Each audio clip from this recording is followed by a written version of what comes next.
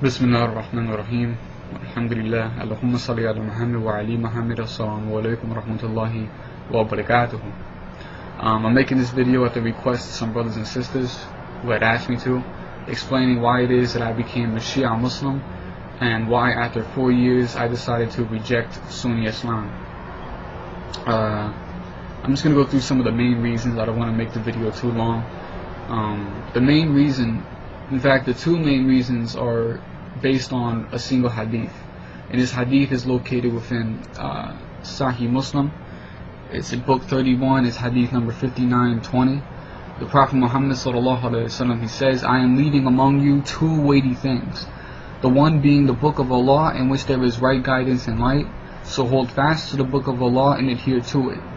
He exhorted to hold fast to the book of Allah and then said, "The second are the members of my household, Ahlul Bayt. I remind you of your duties to them, the members of my family, to your duties to the members of my family."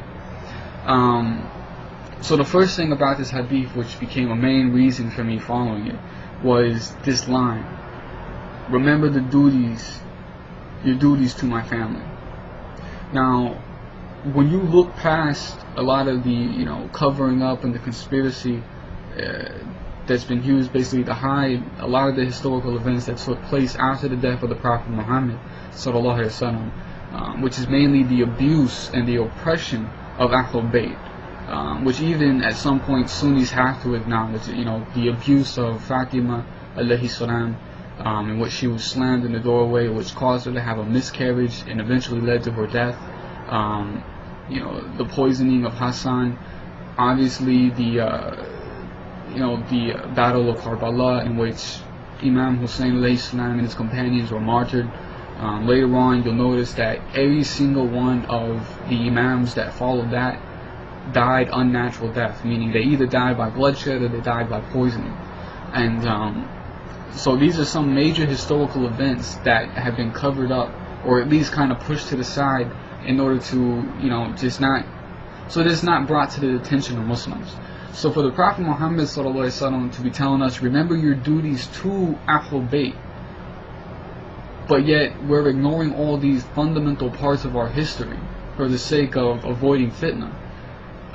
This had a major effect on me, because it just didn't make sense. But if we're ignoring these things and we're not holding those who were accountable for them responsible, then we are ignoring our duty to Ahlul Bayt.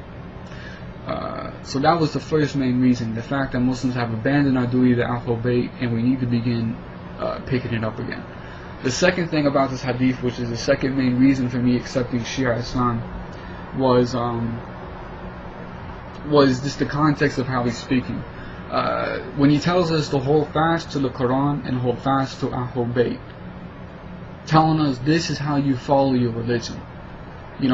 As a Sunni, what do? You follow the Quran. Obviously, every Muslim follows the Quran, but in the same sense, when you look to the Sunnah, what are you basing it upon? You're basing it upon as-Salaf as-Salih, the three rightly guided, quote unquote, the three rightly guided generations, or the three righteous generations. And this includes the Sahaba, the Tabi'in, the Tabi'in. This is upon who the Sunnah is based for the Sunnis. I mean, they're going to say they base it upon the Prophet Muhammad sallallahu alaihi wasallam, but when they, in terms of how they explain what that Sunnah is through those men, the as-Salaf as-Salih. But I can't find a single hadith within any Sunni book that tells me to follow as-Salaf as-Salih and the Quran.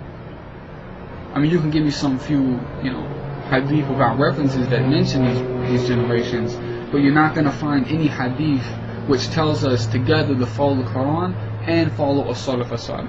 Not single one. You're not going to find a hadith which tells you to follow the Quran and follow the Sahaba. You're not going to find a hadith which tells you to follow the Quran and follow the Tabi'in, or the Tabi'in, or anybody, the four Imam, nobody.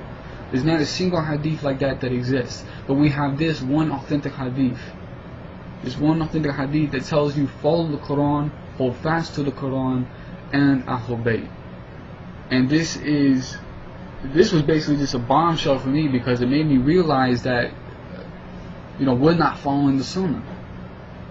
we follow the Quran and we follow Ahlul Bayt, and the Sunnah is based upon Ahlul Bayt, not upon the Salaf, the Salaf, the Sahaba, Tabi'in, and Tabi'in, all these people. It's not based upon them. They hold no ground when it comes to defining what the Sunnah is. It's only these men and the women, the Ahlul Bayt, alayhi salam. So that was the second main reason based on that hadith. The third main reason was, I've kind of briefly mentioned this a little bit, the covering up of certain historical events that took place in terms of the oppression and the abuse against Ahlul Bayt. The fact that we could ignore the fact that Fatima was angry with Abu Bakr alayhi salam up until the time she died, and he had denied her right of inheritance, this is a serious issue.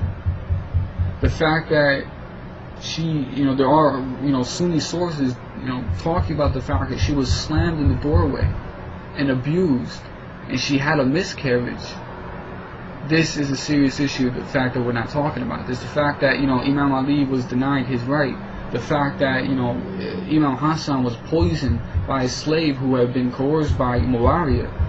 The fact that Ammar ibn Yasir, who was a follower of Ahlul Bayt, who remained loyal to Ahlul Bayt, the Prophet Muhammad ﷺ told Ammar ibn Yasir that you're going to be killed by a kafir, you're going to be killed by disbelievers. And it was the armies of Muawiyah who killed him. The fact that, we ignore, everything that happened at Karbala. The fact that we ignore the fact that, every single one of the Imams was killed, through assassination. This the fact that we ignore all these events and we sweep them under the rug, and on top of that, the Sunnis will tell you don't talk about them. They're going to tell you, don't bring them up. That fitna was between them, it's not between us. But the reality is that fitna that took place 1400 years ago between the Sahaba, between the companions, between Ahlul Bayt alayhi salam, that fitna affects us all the way up until the day of judgment. Because we all know as Muslims that Imam Mahdi alayhi salam plays a major role when it comes to understanding our deen in terms of the ending times in the last days. So what Mahdi are you going to follow? The Mahdi who has in fact been in occultation for how many, I can't remember the exact number of years, but for the time that he has, are we going to follow the one who's just going to claim that he is, and the Sunnis are going to follow? This was a major issue, the fact that we were covering this up, we were hiding it, and on top of hiding it, we were ignoring it on purpose, and we were being told not to talk about it. And anytime someone tells you you're not allowed to talk about something, and you're not allowed to read about something, and you're not allowed to research about something, it means two things. One, they're hiding something, and two, obviously, it's not the correct methodology. So this was, the next main reason for me to reject Sunni Islam and accept Shia Islam. And obviously the fourth reason, this is the last reason, there's tons of reasons, but I'm just going to go through the main ones.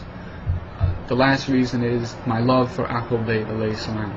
The Prophet Muhammad ﷺ told us to remember your duty to them, to follow them, they're purified, so on and so forth. And I have a love for Ahlul Bayt alayhi salam, and